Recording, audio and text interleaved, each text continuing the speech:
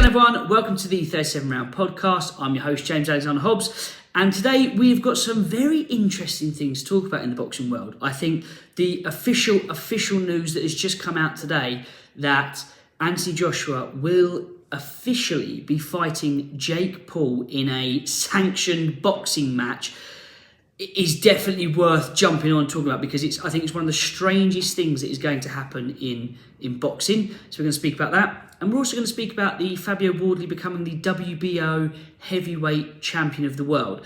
I think there's some magic being worked in the background by Turki Al-Sheikh that is going to help deliver these mega fights that he's promising in 2026 and 2027. But we'll talk about that a bit later on, because that one's quite a good one to dissect as well. So, with all that being said, let's kick things off with the first huge news, which is the Anthony Joshua versus Jake Paul. Now, I think this is probably one of the most bizarrest things to have ever happened in boxing. You've got someone who is an Olympic gold medalist, two-time heavyweight champion of the world, versus a YouTuber who has only been in the sport for the last 5-6 years. Now, no disrespect to Jake Paul, he has completely dedicated himself to the craft of boxing. He is training with phenomenal coaches and trainers. He's got the time, the money, the resources to fully throw himself 110% into this sport, which he has done. Looking at his record, you see that he's only fought 2 boxers, and one of them being obviously Tommy Fury, and the other one being a semi-retired boxer who's been a shell of himself for the last 5-6 years. Anyway, no disrespect to him, but if you look at where he started with his first fight and how he operated in that one compared to his last fight, the improvement is 10 times, is phenomenal. At what level do I see Jake Paul at? No more so than white collar, than a white collar fighter.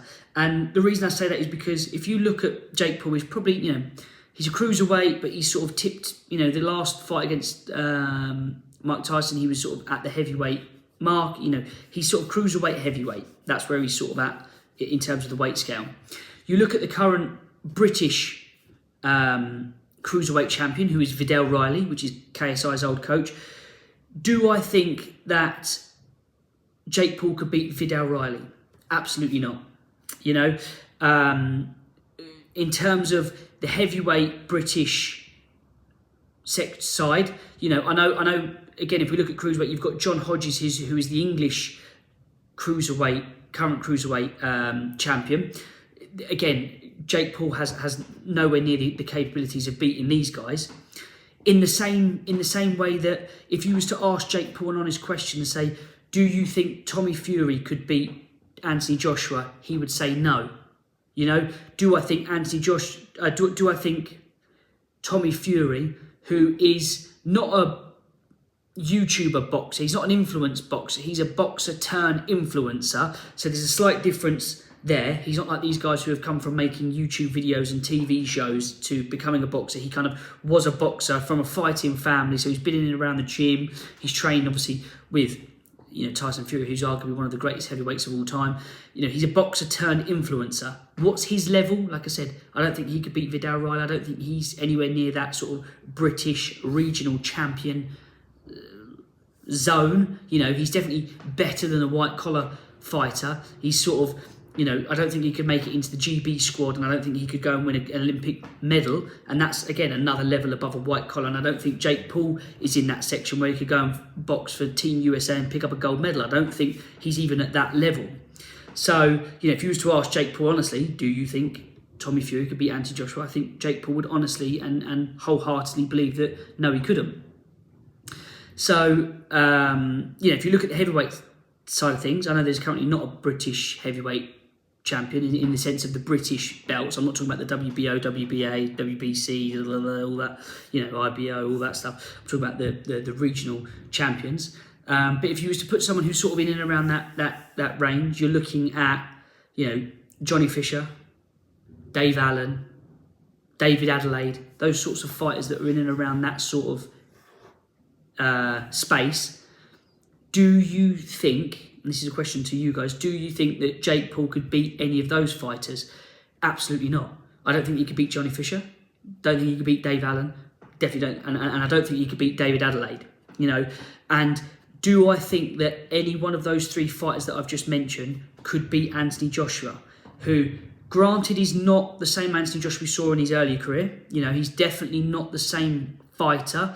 Again, one of Jake Paul's reasons is, but his chin is shot. AJ's chin is shot.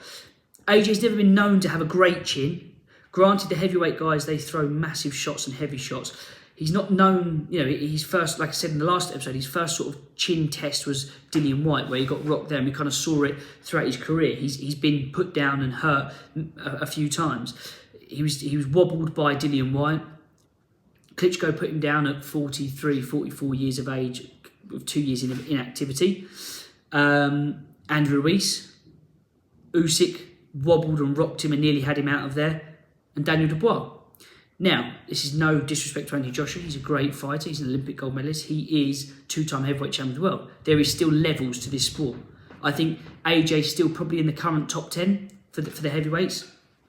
And I think, I don't think any of those three names, like I mentioned, David Adelaide, Dave Allen and Johnny Fisher, have the beating of Anthony Joshua. I think he could still beat them. So that's where there's that massive gap where you look at it and you go, okay, can Jake Paul beat these guys? No. Can Anthony Joshua beat them? Yes. Why does he think he can beat Anthony Joshua?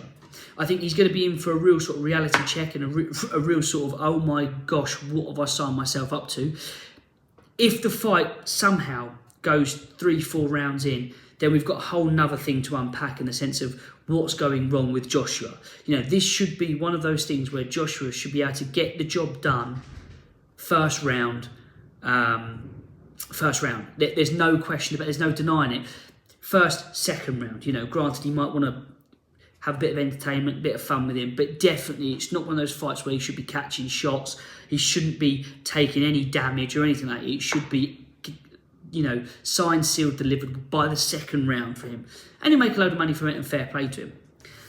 And I think that's sort of the reality that Jake Paul needs to be told. I think people close to Jake Paul need to sort of really stress and explain to him the levels of what he's about to do and what he's about to undertake. You can throw absolutely everything into training to fight this fight.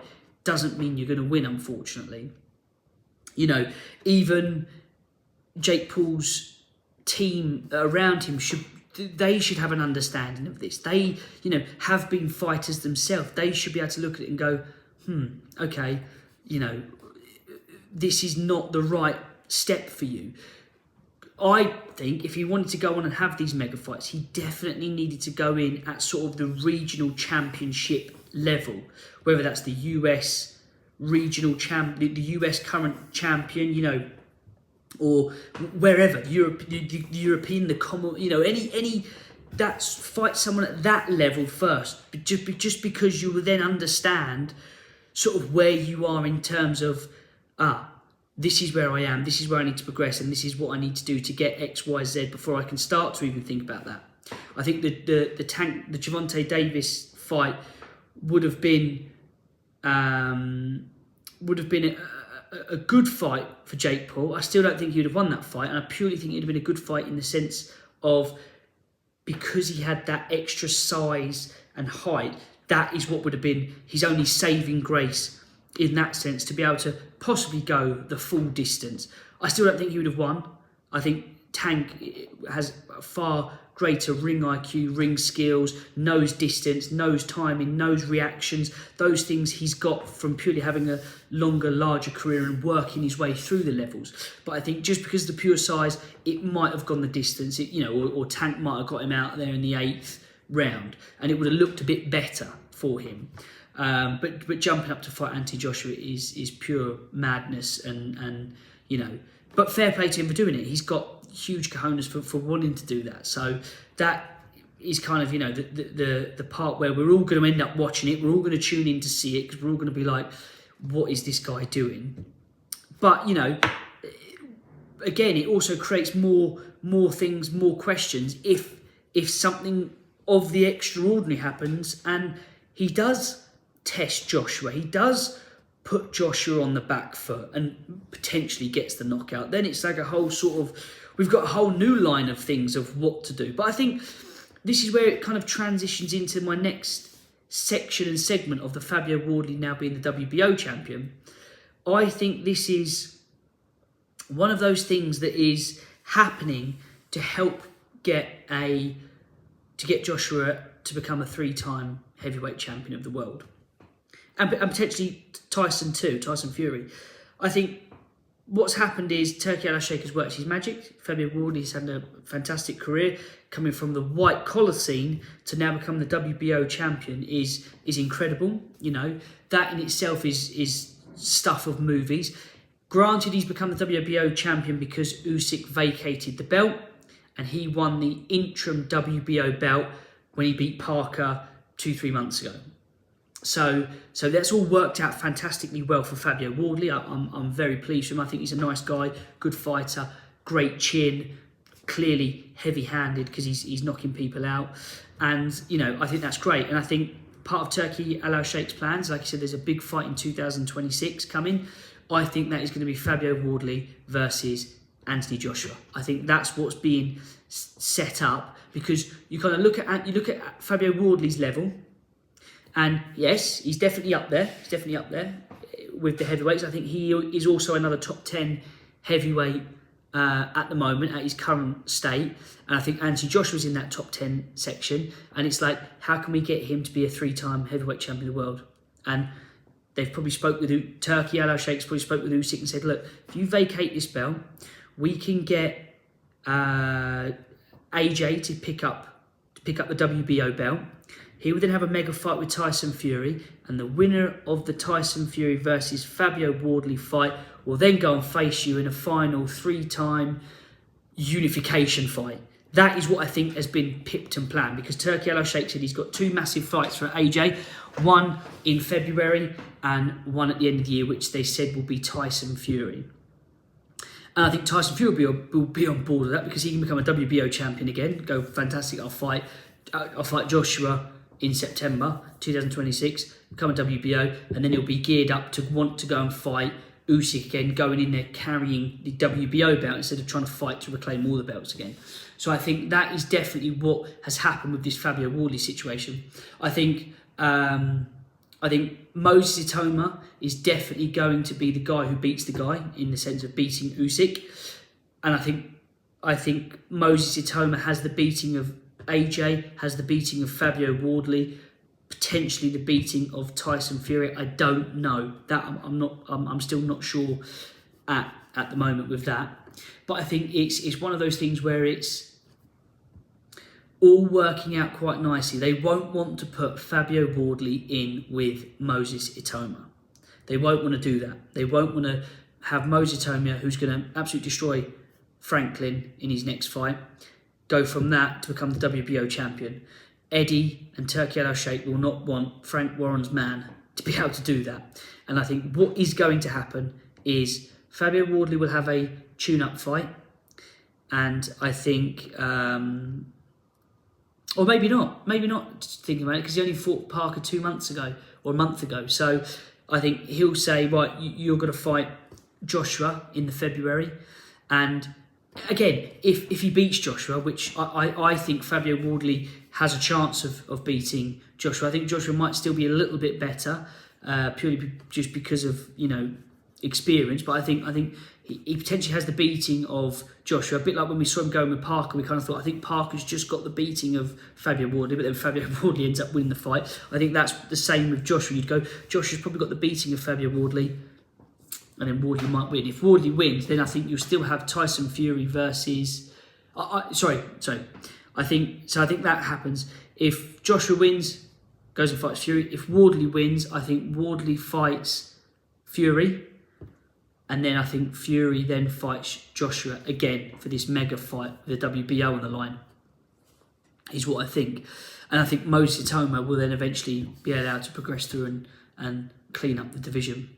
So that's my thoughts. That's my thoughts on it. Hopefully I've given a good opinion on what I think of the Jake Paul, Anthony Joshua side of things, and the Fabio Wardley situation with WBO. Congratulations to Fabio Wardley becoming a WBO champion of the world. That is an incredible achievement, and I think he would have, the way it all worked out, I think he'd be very pleased with that. The fact that he won the interim belt against Joseph Parker, good fighter, but a good, decent level for him. And he's picked up a belt without having to fight Usyk, which is fantastic. So it's great all round for those guys. This weekend we've got the Benavidez Yard fight, which is going to be a phenomenal fight.